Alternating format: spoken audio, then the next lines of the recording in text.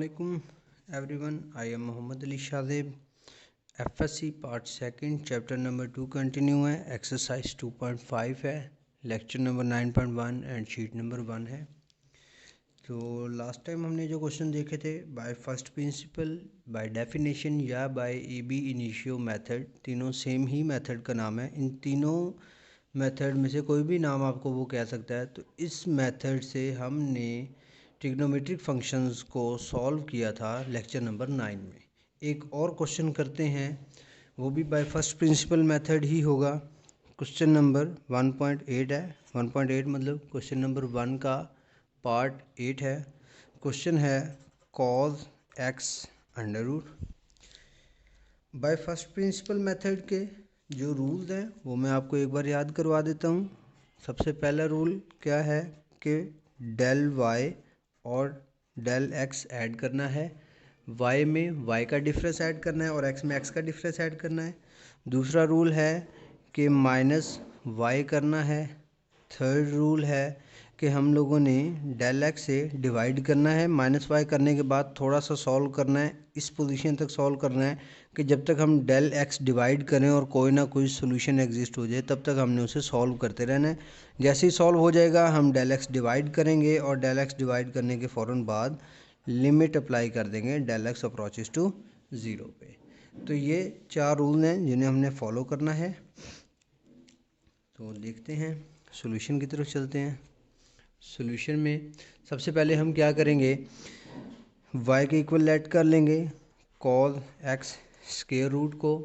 y के equal late करने के बाद हम y में डिफरेंस ऐड करेंगे डेल y, cos x में डिफरेंस ऐड करेंगे डेल x, और ये उसका स्क्वायर रूट वैसे ही आ जाएगा। अब ये y इस साइड पे प्लस हो रहा है, इस साइड पे लेके जाएंगे तो माइनस होगा। Del y equal to cos x plus del x square root minus y। अब हम y की वैल्यू पुट करते हैं।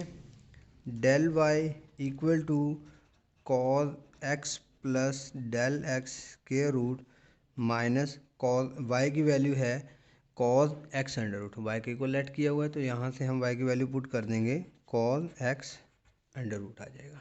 ओके, अब हम क्या करेंगे, यहाँ पे फार्मूला अप्लाई करते हैं। फार्मूला क्या होता है मैं यहाँ पे लिख देता हूँ। ट्रिग्नोमेट्री फर्स्ट ईयर का फार्मूला है, फिर भी मैं आपको रिमाइंड करवा देता हूँ।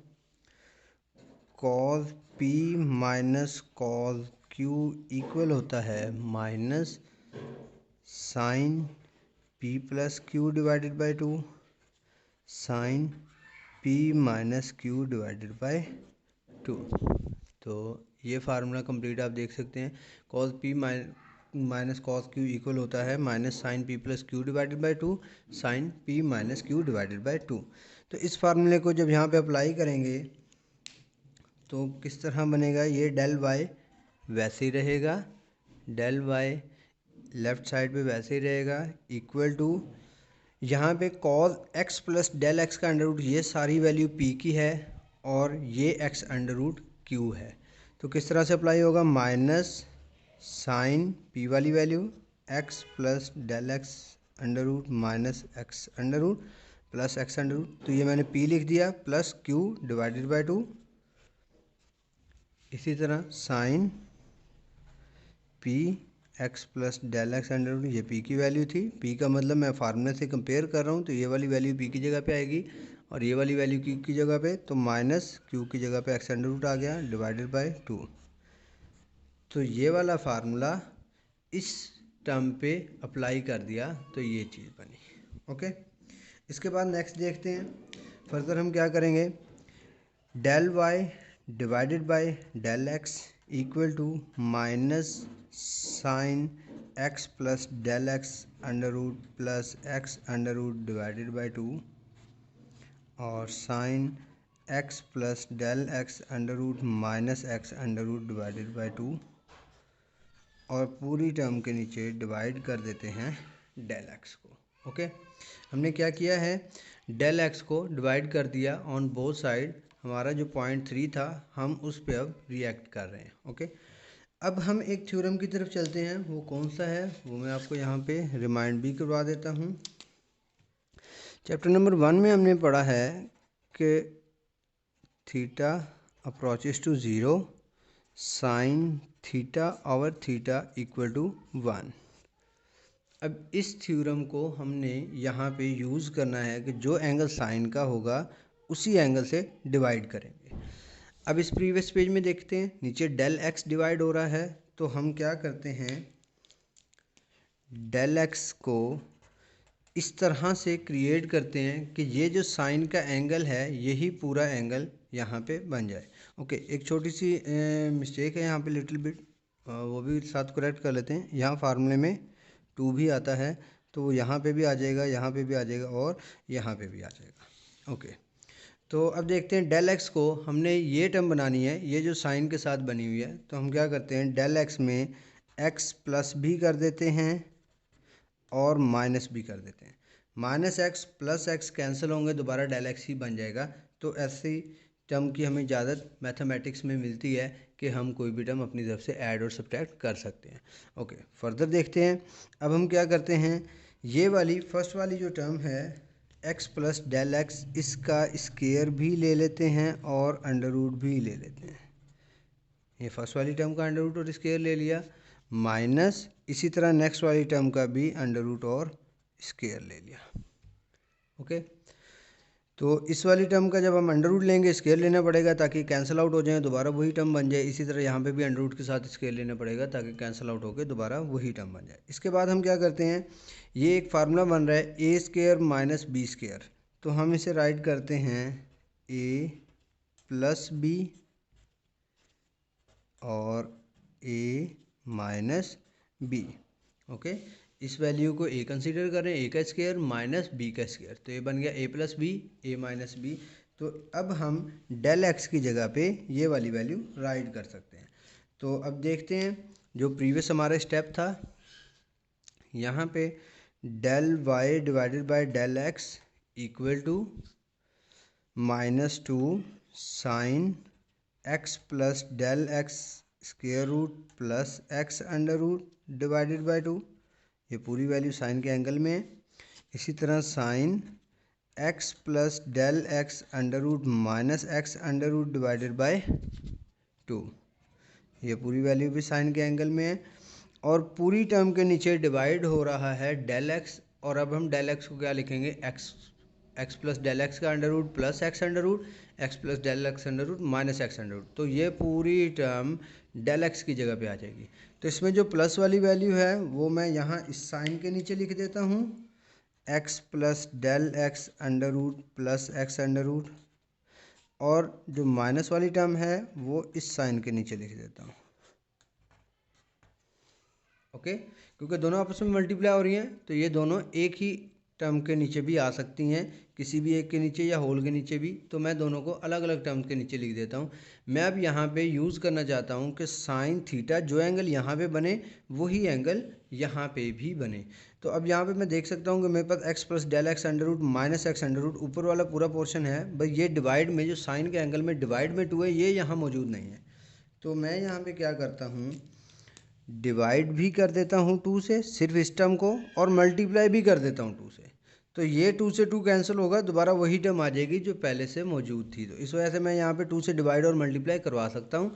अब ये टर्म वही एंगल बन गया जो साइन का एंगल है, बस यहाँ पे लिमिट अप्लाई करनी है। और ये जो ऊपर मैंने आपको रूल बताया था कि साइन थीटा और थीटा इक्वल टू 1 होगा, वो इसकी जगह पे इम्प्लीमेंट कर देना है। तो देखते हैं नेक्स्ट स्टेप हमारा होगा लिमिट अप्लाई करनी है।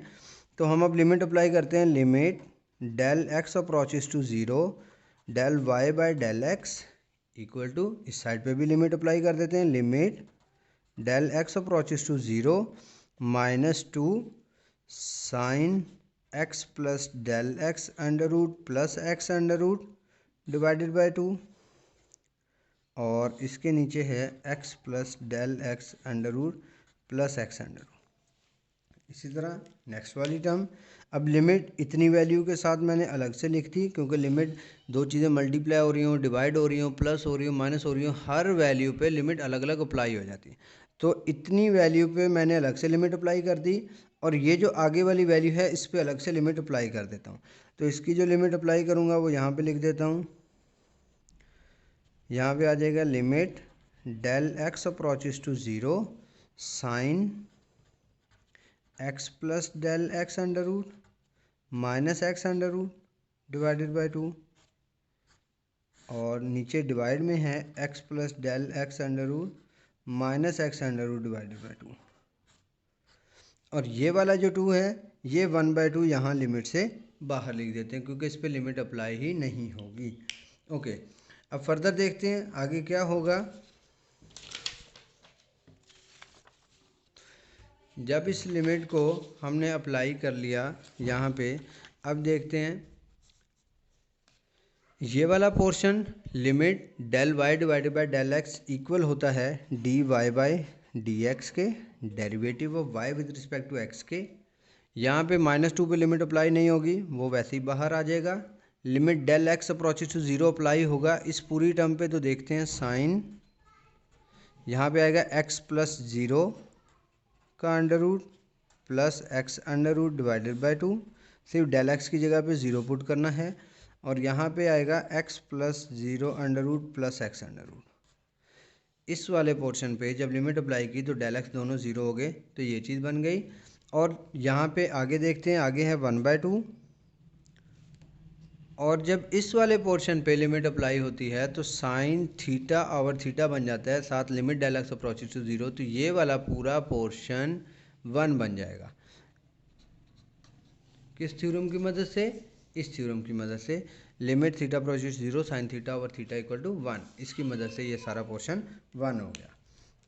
ये जो 2 इधर डिवाइड हो रहा है ये इस 2 से कैंसिल हो जाएगा क्योंकि सारी टर्म मल्टीप्लाई हो रही हैं आपस में, तो यहाँ बना D Y by D X minus sign, यहाँ पे बचा X under root plus X under root divided by 2, और डिवाइड में बचा X under root plus X under root. तो डेरिवेटिव आ गया D Y by D X आ गया equal to minus sign 2 time X under root divided by 2 and 2 time X under root. तो ये बना माइनस साइन, ये 2 से 2 कैंसिल हो गया, X under root divided by 2 X under root. ये है हमारा रिक्वायर्ड डेरिवेटिव जो हमने फाइंड किया है बाय फर्स्ट प्रिंसिपल से। ओके, तो अब हम नेक्स्ट देखते हैं। अब एक और क्वेश्चन हम करते हैं, बाय फर्स्ट प्रिंसिपल रूल के क्वेश्चन इनफ हैं। अब हम आते हैं डायरेक्ट डेरिवेटिव की तरफ। तो डायरेक्ट डेरिवेटिव में हम सबसे पहले एक क्वेश्चन लेते हैं, क्वेश्चन नंबर 2.2। क्वेश्चन नंबर 2 का पार्ट 2 है। लिखा हुआ है क्वेश्चन में, differentiate the following with respect to involve variable. Question है y equal to tan 3 theta secant square theta. उसने कहा कि जो वेरिएबल इन्वॉल्व होगा उसके रिस्पेक्ट आपने उसका डेरिवेटिव लेना है। तो y का डेरिवेटिव लेंगे विद रिस्पेक्ट टू थीटा, क्योंकि यहाँ पे थीटा इन्वॉल्व है। तो देखते हैं सॉल्यूशन किस तरह से होगा। डेरिवेटिव लेंगे D Y by D theta, y का derivative D Y by theta D theta बन जाएगा। अब यहाँ पे दो फंक्शन है, एक फंक्शन टेन क्यूब थीटा है और एक फंक्शन सीकेंड स्क्वायर थीटा है। तो यहाँ पे लगेगा प्रोडक्ट रूल। प्रोडक्ट रूल क्या था? फर्स्ट फंक्शन वैसे ही छोड़ देते हैं, सेकंड फंक्शन का डेरिवेटिव लेना है। D by D theta show कर रहा है कि अभी हमने डेरिवेटिव लेना है, अभी लिया नहीं है, प्लस फर्स्ट फंक्शन का डेरिवेटिव ले लेते हैं D by D theta tan cube theta, इस फंक्शन का डेरिवेटिव लेना है, और सेकंड फंक्शन वैसे ही। ओके, क्या था प्रोडक्ट रूल? मैं यहाँ पे एक बार लिख भी देता हूँ। अगर दो फंक्शन हो और उनका डेरिवेटिव लेना हो तो फर्स्ट फंक्शन को छोड़ देंगे दूसरे का डेरिवेटिव, प्लस सेकंड फंक्शन को छोड़ देंगे फर्स्ट का डेरिवेटिव। ये होता है प्रोडक्ट रूल। ओके, तो अब फर्दर देखते हैं। प्रोडक्ट रूल हमने लगा लिया, अब डेरिवेटिव लेते हैं। D Y by D theta वैसे ही रहेगा, यहाँ पे टेन क्यूब थीटा भी वैसे ही रहेगा। इसका डेरिवेटिव लेना, इस पे ज़्यादा होल्ड पावर का है, सीकेंड का होल्ड बाद में है, पावर का होल्ड पहले है, तो पहले पावर रूल लगेगा। पावर उतरेगी, पावर 2 उतर गई, सीकेंड पावर में से एक माइनस, 2 में से 1 माइनस हुआ तो 1 बना, सीकेंड 1 थीटा आ गया। और पावर रूल में क्या होता है? पावर उतरती है, पावर में से एक माइनस होता है और विदाउट पावर दोबारा डेरिवेटिव लिया जाता है, तो दोबारा डेरिवेटिव लेंगे विदाउट पावर फंक्शन क्या है, सीकेंड थीटा, इसका दोबारा डेरिवेटिव लेंगे। ओके, ये डेरिवेटिव हमने लिया है सिर्फ इस फर्स्ट वाली टर्म का जिसका यहाँ पे डेरिवेटिव लिखा हुआ था, प्लस अब डेरिवेटिव लेना है इस टर्म का टेन क्यूब थीटा का। यहाँ पे भी पावर रूल लगेगा क्योंकि पावर का होल्ड ज़्यादा है, पावर उतरी, 3 उतर गया, टेन 3 में से एक माइनस हो गया तो टेन 2 थीटा बच गया, पावर उतरी, पावर में से एक माइनस हो गया, टेन 2 थीटा बच गया। विदाउट पावर दोबारा डेरिवेटिव लेंगे तो वो हम यहाँ पे आगे लिख लेते हैं, D by D theta without power function है टेन थीटा के, इस पावर को छोड़ के जो फंक्शन बचेगा उसका डेरिवेटिव, और ये वाला सीकेंड स्क्वायर थीटा वैसे का वैसे ही लिखा रहेगा। ओके, तो अब नेक्स्ट स्टेप में देखते हैं, ये D Y by D theta वैसे ही, टेन क्यूब थीटा भी वैसे ही, 2 सीकेंड थीटा भी वैसे ही, ये सारी टर्म्स आपस में मल्टीप्लाई हो रही हैं। सीकेंड थीटा का डेरिवेटिव होता है सीकेंड थीटा टेन थीटा, ये हमने सीकेंड थीटा का डेरिवेटिव डायरेक्ट लिख लिया क्योंकि ये हमें फार्मूले से याद है, क्योंकि हमने सीकेंड थीटा टेन थीटा ये सारे फार्मूला पहले ही लेक्चर में डिस्कस कर चुके हैं।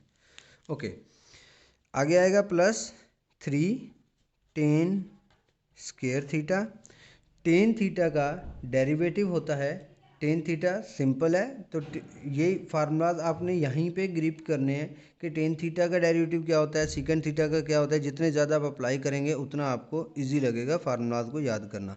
तो टेन थीटा का डेरिवेटिव होता है सीकेंड स्क्वायर थीटा, और ये वाला सीकेंड स्क्वायर थीटा वैसे ही है, यहाँ 2 सीकेंड स्क्वायर थीटा हैं, एक पहले से मौजूद था और एक सीकेंड स्क्वायर थीटा टेन का डेरिवेटिव है।